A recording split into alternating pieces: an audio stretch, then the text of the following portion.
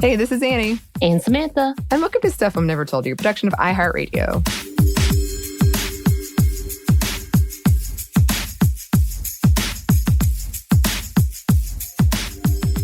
And welcome to another happy hour. Yes. Welcome, as always. I'm saying that to you, Andy, as well. Oh. Like, I'm welcoming you. Thank you. As well as our audience, I'm happy obviously. to be here. I am also paid to be here, but I am happy to see you.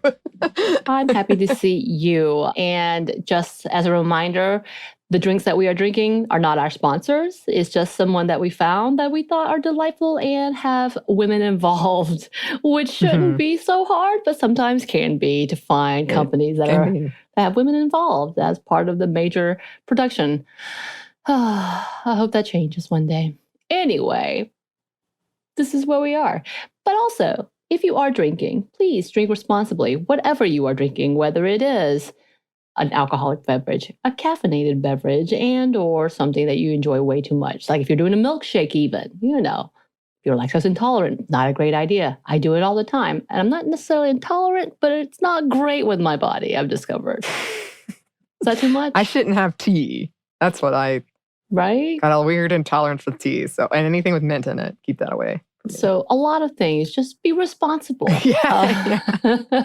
And today we are sipping on some delicious beers from Hyperion Brewing, which is located in Jacksonville, Florida, if you're interested. And by the way, if you get a chance to be in downtown Jacksonville and actually go to the brewery, the bartenders are delightful. I had two lovely young ladies who were so kind and so helpful, and also very weirded out by all the questions I was asking.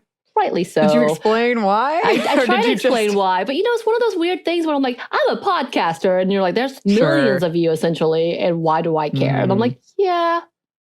That's fair. Well, I hope they're listening. And if so, hello. I don't think so. One of them said they kind of heard of us. I try to explain. It's one of those moments where I'm like, I'm not trying to get free things. Please no. I just want you to know this is why I'm asking all of these questions, because you're looking at me like I'm a weirdo. Fair enough. But they were very kind and so helpful and so informative. And they did help me pick out these beers from Hyperion as well. So I'm going to go ahead and open mine to start the drinking. Okay. I'm going to see if we can do this without pouring this into my lap, because I did not have luck last time. Ooh, that was my crowler. It's a 32-ouncer, and I am not going to be drinking all of this by myself, I promise. I can't. And the guzzle. I believe I just poured myself a 6-ounce pour. I used to be able to do this. Well, you do have experience in that world, so I trust you. I am drinking a Celine Citrine, which is a blood orange blonde. Just FYI. Annie, what are you drinking? Ooh.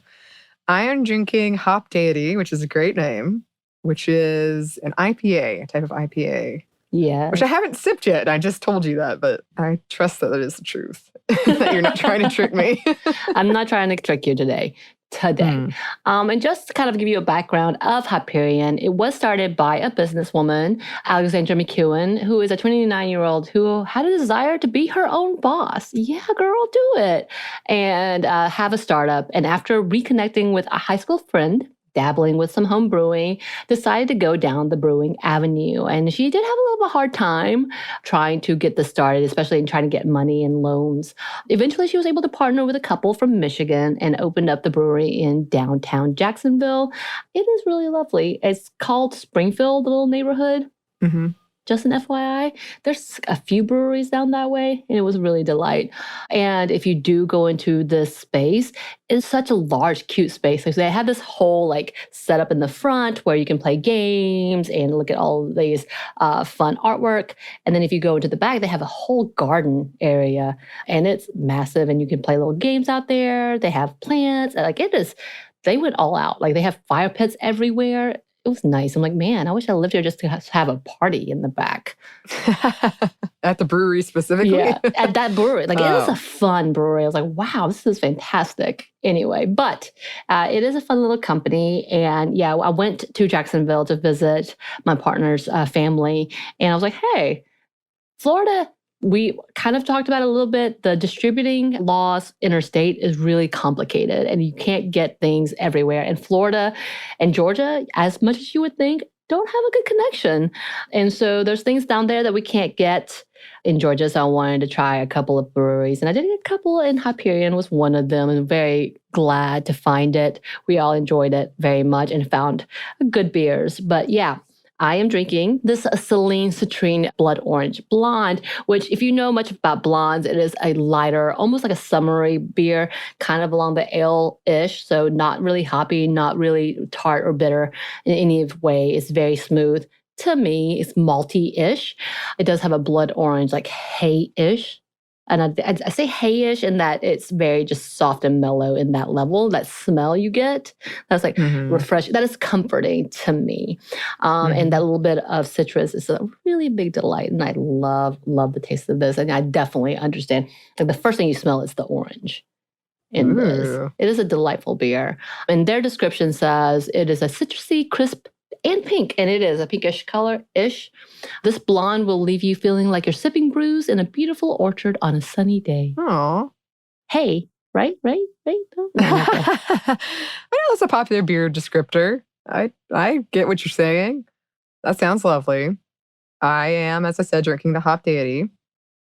I feel like I said this in the last one too, but I wouldn't have said this was an IPA actually, because to me, whether I'm wrong or right based on the IPAs I've had in my life, it would be much more hoppy and bitter. And that's definitely still there. Definitely still there at the end. But it's I also was going to use mellow, and then you used mellow. It's much mellower in the front.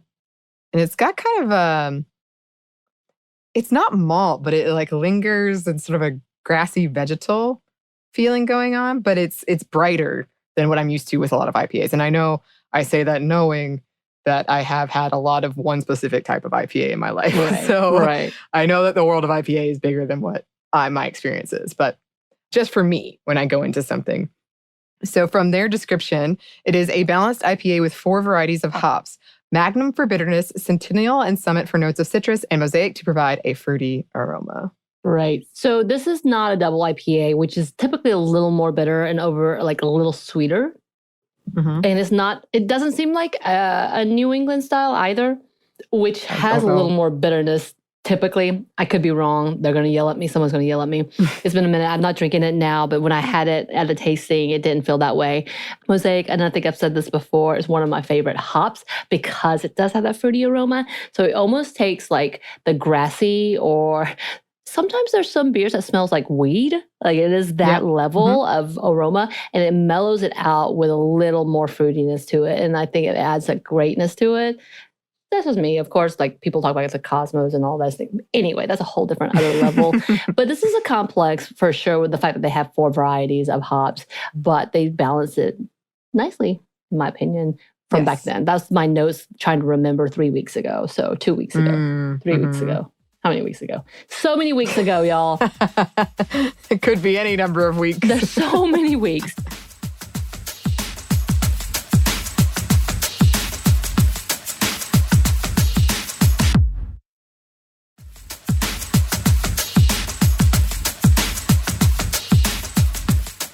Things that I did love about Alexandra's story, about the fact that she got to reconnect with a high school friend because she moved away, came back. Apparently she worked with a company, I think it's like Soleil for South America or something, and came back and found her roots and just like kind of reconnected. And it started making me think about high school, you know, like I'm not going to lie, I think there's been a part of me. So a couple of years ago was my 10-year reunion.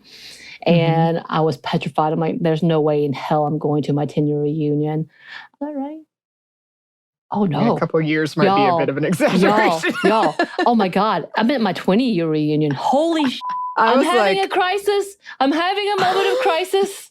Give me a minute. That couple of weeks turned into a couple of years. Don't start with me.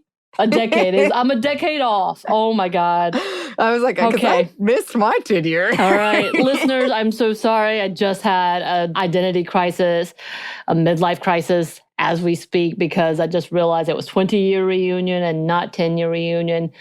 We did have an excuse of having COVID, and I'm very grateful for that because there's no way in hell I would go to it. I would like to maintain that I feel like I look younger than most of the people from my generation because of my brown, oily skin. But I have been thinking about all of the people that I've lost contact with. And I honestly think I've only talked to 2 or 3 people from my high school. And I started thinking about, man, how much have we changed? And also my adorable family member who has recently kind of come away from that and has grown as an adult, looking back on her and her having her own identity crisis of like, I'm changing so much and I've become a different person. What does this look like? And I wanted to ask you, when you were in high school, and I think we've already talked about this before, but what did you think? What were your plans when you were like a senior year in high school? Because that was a pivotal year. We were making all of these big plans. What were your plans?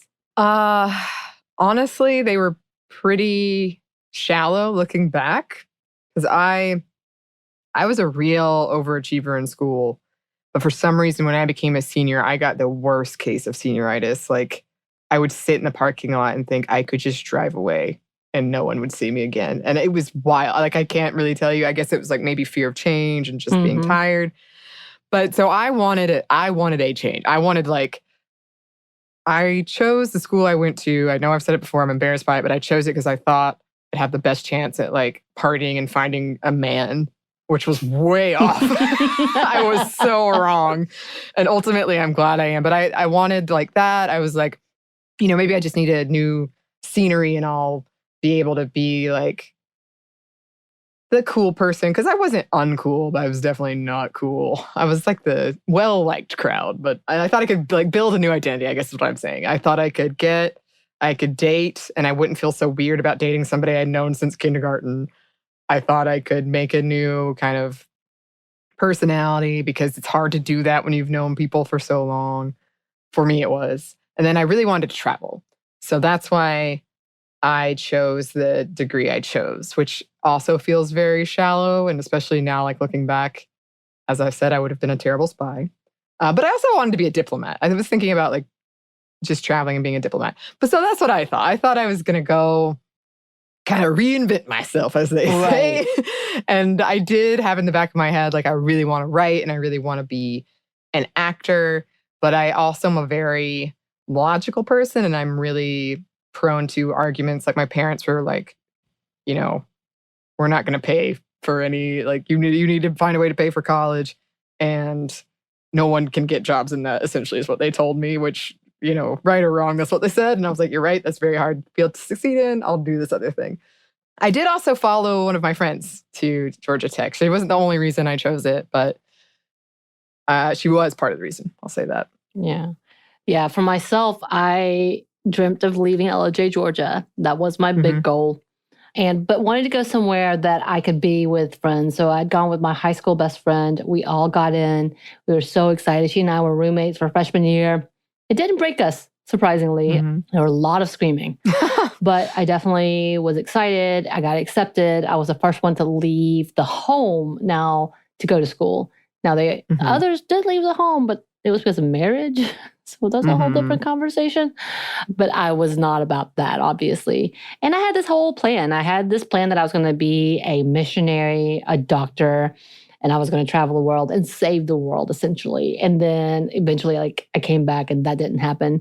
And then I went back and forth about, like, well, maybe I don't want to do this. Maybe I want to be a social worker. And I did decide early on to be part of that world. But yeah, I had this dream. I was going to go there, find my husband as well.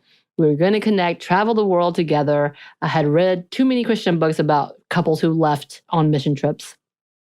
And that was going to be me, having children, maybe.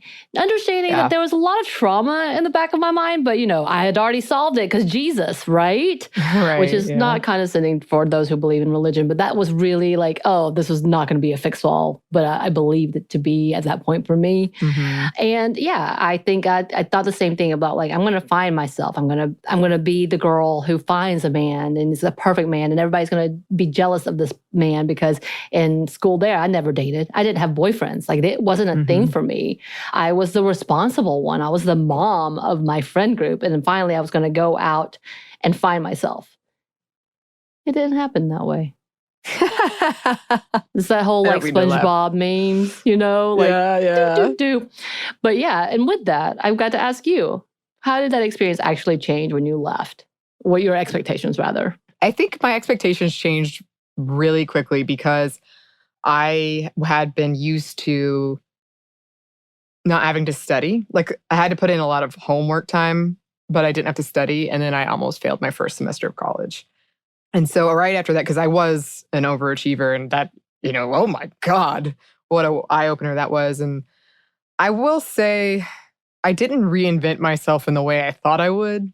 And I almost hesitate to use that because I know it's been made fun of so much. But I did go through a lot of growth. And I did discover a lot about myself. A lot of it makes me cringe looking back. But the thing that I think I ultimately wanted, and I just didn't realize what the end goal of that was. Like, I thought it was me married with children, a different person. But instead it was me who did get to go and travel, even if it wasn't for like being a diplomat. But I got to work in other countries through college, and I made friends, and I did get to explore avenues of myself that I hadn't yet. And I remember having so many, and I know that's also a joke too, is you go to like your liberal college and they ruin you. But I remember having conversations with people where somebody said something to me once that to me now is such a foundational thing. But back then I'd never heard anybody talk about it. But she was talking about like the right to human dignity. And we got into a conversation about that because there were a lot of things I felt and believed, but I wasn't good at articulating why I felt or believed them. So I did get that too. I got that in college. I feel like I learned good work ethic and arguing. So I guess what I'm saying is I wasn't correct about the ultimate idea or goal of the end point. Yeah. But I got all of the stuff that I was really underlying of what I wanted. Right. Yeah, I was with you. The first semester of college, the first year of college, I didn't fail, but I was definitely C's and I lost HOPE, which is the HOPE grant, which is the scholarship for B and then some. When I started college, I think it was in the middle of not middle, but like towards the middle of the program, because now it's changed. The standards have changed. And I don't know if I would qualify now because they're so much more stringent. But like, I think I definitely lost that because I got a few C's and I was like, oh, I can't do chemistry. Fair. I can't do calculus like this. Fair. I had an Italian teacher like, you can't do it that way. And I was like, wait, no, I'm about habit. Don't do this to me. And so I had to reevaluate, oh, maybe this is not my field. As well as the fact, though, I actually went in a different direction. I became more conservative almost in college, which is kind of a lot of regret in that. Like, not necessarily my compassion, but like in my ideas of keeping myself and making sure I maintain myself, make sure I make responsible decisions. I'm not that crazy kid that does the crazy things, which I do kind of regret. I kind of wish I'd been able to do a few of the crazy things. And it wasn't until I saw the world and I was plunked into the world, and meaning like I started that job. I went outside of the Christian organizations that I was a part of and realized, oh, the world is not as insulated. And I've just been going through microaggression towards me, accepting that because that's what I grew up with, not realizing these are wrong. But like in an idea, like this is wrong because they make me want to be white and I feel guilty that I'm not white and I feel ashamed of myself because I'm not white because according to them, this is a superior race, and microaggression and the little digs of being Asian, which I have made jokes of myself, is not a good thing. Oh, this does hurt my self-esteem. I'm not just being self-deprecating and funny. I'm literally hurting my self-esteem. And so are they. But because I've given them permission, they think it's funny. And because I have become their entertainment and their joke and their clown, I have become entertainment. And not realizing this is what I had learned to acclimate. And in college, I fed into that way too long. And I had no one to tell me I was wrong. Instead, I was encouraged to maintain that because I could not see past the white communities. So for me, it's such a weird thing. It's like I fed into it even more to the fact that my conservative parents thought I was pompous. Wow, yeah. Yeah. That says a lot, right? And I was. Like, I would not disagree with them whatsoever. But I'm sure they're missing that now. But there's a lot to be said. I was like, oh, yeah, I guess I have become a little different since then. Like, my big change didn't happen until I left. I really feel like college was even more insular for me, weirdly enough. Yeah.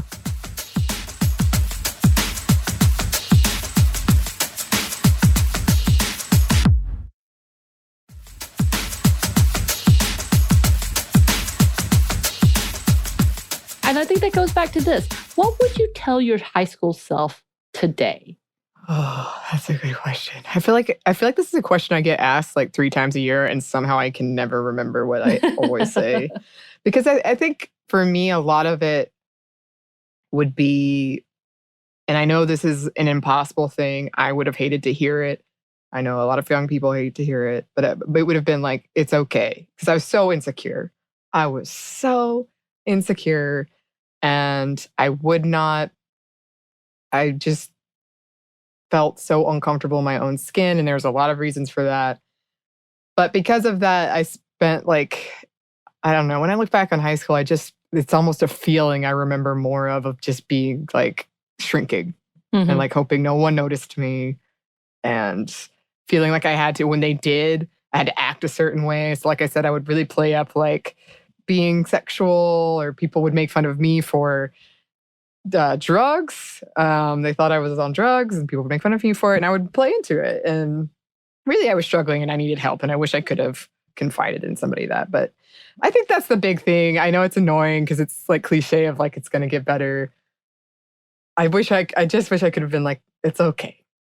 You have friends. I was lucky. I had friends. Yeah. It wasn't perfect, but I had friends, and we were weird, but it was okay.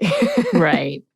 Yeah. And as you say that, I only have a couple of friends that I talk to, but I think it's because we all grew together. And those who I didn't grow with, I don't see as much or talk to as much. Yeah. There's a big separation between us. And that makes me sad in obviously a lot of levels. And a lot of that also has to do with distance and where we are in life. You know, I think you and I talked about this earlier about I've gotten to the point that, you know, some people are in their second marriage with more children, or they have 5 children, 3 children, 4 children, like so many more children that it's impossible to get together. And it's almost this whole layer of being within your socioeconomic status. And what I mean by that, not necessarily about finances, but it is about finances, because when you have two incomes, it was very different from my $29,000 a year income that I was getting at one point in time. So very different. But for myself, I really, like I said, I wish I had a person in my life that taught me what it is to have my own identity, because there was a lot that I missed out on. There's a lot that I'm fearful of today, and even exploring and even saying, like claiming myself as Korean seems bold, because if I start getting asked questions, I start falling apart. And even to the point that I have my white partner to go in and to authentic Korean restaurants to pick up food for us, because I'm scared that I'm going to be talked to, judged for being fake, and dismissed. And I've had that. It's not just a fear. It's happened to me. And for many times that I've been a part of that fear, because of that, I shut down. And therefore, it's that worst reaction of I feed into that. So therefore, I can't come out of that, like that, trying to dig my hole out. And it's just a whole thing. And I really wish I could have found that part in college and finding that identity, because it's harder as an adult. It's harder trying to figure that out as an adult, because, and we're going to talk about this eventually, trying to make friends as an adult, trying to find connections like that as an adult is difficult. And I really wish I could have been able to be like, you want to take advantage of this. As many times I purposely distanced myself from that ethnicity, from this culture, and I regret that so hard. Yeah. When I look back, for me too, and for a lot of us, kind of related in a way of that is like just, I wish there was a way to recognize like sexism when you're, I don't know. Right. But like these things that are hurting you and you don't realize why you're hurting you and you're playing into it, which is kind of what I was saying of like, yeah, I wish I could have been okay being like, this isn't healthy, I'm going to cut you out. Like, the importance of cutting out toxic friendships, or being able to know what you want. Like, I still struggle with that to this day. Yes, you do. What do you want? And why is the simple question of what do you want, like, leave me just like hamstrung? Right. But when you're in high school, especially, I think, when you're younger, that can be a really dangerous proposition when you're like, well, maybe I should want this thing. Right. Yes, let us make out or whatever. And then I wish I had known better to be able to say no and feel like I have enough self-confidence to know what I want and say no, and believe that I was worth it wasn't worth some guy not having blue balls versus my emotional state. 'Cause it's not. Yeah. And, I will say, as I was talking about my younger family member trying to figure that out and getting there, I'm glad to know that she's there now because she's 10 years ahead of me. You know what I mean? I'm sure you would say that for that younger generation. And I'm glad that they're learning from our mistakes or they're willing to have that conversation. Yeah, me too. And that's the positivity, I think, of social networking and social media. All of that is a different level when you start realizing beyond the conforming ideas that we had. And you and I have a 10-year gap. So there's just this whole level of conversation in that. But I find it interesting because, as everyone heard my identity crisis of I'm like, oh my God, it's been 20 years since I've been high school, over 20 years, over y'all, several years, over 20 years of being in high school that I'm like, what? I forgot the massive change that I hope is for the better. That there are things that I'm glad I didn't have to deal with. Yeah. Social media as a kid would have wrecked me, I think, because it wrecks me today when I see anything that looks like criticism towards us. I'm like, oh my God, they hate me. But at the same time, the ability to see beyond your own world, it's nice. It's finally there. And the being able to connect, because hearing stories of those who are going through the same thing, it's heartening. Yeah. As much as it is sad, but it's this camaraderie of like, thank God I'm not the only one. Right. And I feel like there's no other path I could have gone down that would have led me to here. And I'm grateful for that. But there are moments that I'm like, man, I really wish I had known back then some of the things I know today. Oh, yeah. It's funny you say that because I remember we had a talent show in high school. I did not compete, but this one kid, Spencer, he played I Wish I Had Known What I Do Now when I was younger. And I remember sitting there like, bah. And now I'm like, It speaks to you now. So many years ago. Oh, wow. We've gone down a lot of memory lane trips. Yes. Obviously, we could keep talking, but, another happy hour, more high school memories, perhaps. But we would love to hear high school memories from you listeners. If you would like to email us about them, you can. Our email is stuffmediamomstuff@iheartmedia.com. You can find us on Twitter at MomStuffPodcast or on Instagram at Stuff Mom Never Told You. Thanks, as always, to our super producer, Christina. We need to hear your memories. Yes. And thanks to you for listening. Stuff I Never Told You is a production of iHeartRadio. For more podcasts from iHeartRadio, visit the iHeartRadio app, Apple Podcasts, or wherever you listen to your favorite shows.